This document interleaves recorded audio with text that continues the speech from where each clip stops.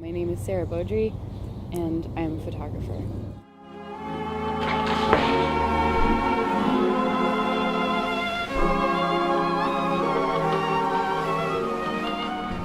Immediately when I was doing this, when I started shooting, I was like, is what I'm doing feminist? Like, I don't know how to answer that.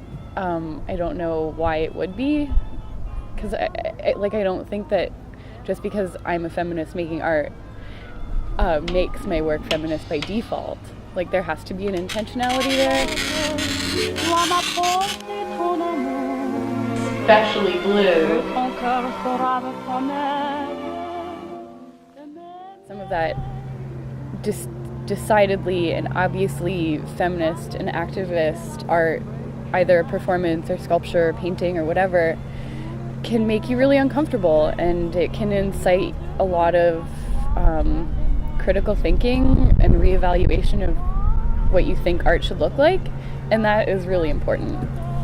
I think that's like responsibility of the artist.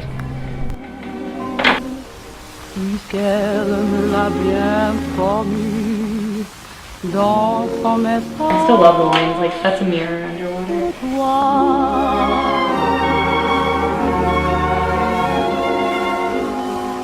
The idea of not returning the gaze of the other and refusing to be acknowledged by my gaze was a really big part of the process. Because where does that leave both people? Where does that leave the individual? What becomes of subjectivity then? Like, because that's how we define ourselves, is via the gaze of the other, I see you seeing me, and therefore I know that I am me. Like, this is like a very fundamental human psychological thing, right? And that's not present in these images. So is the person holding the mirror really empowered if their vision is obscured by the mirror? Like, they can't actually see what's going on, but maybe they don't need to.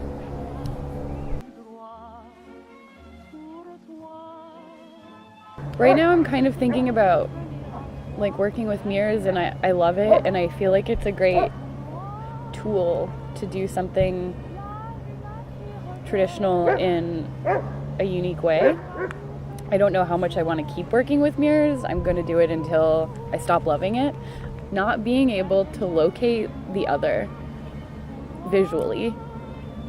And so for me that was really interesting, because while I was shooting, I was always trying to get myself out of the frame. I basically become the subject via the mirror. But for the most part, I was trying to escape that, and I didn't want to be visible. I wanted this portrait to enable the subject to become the landscape, if that makes sense.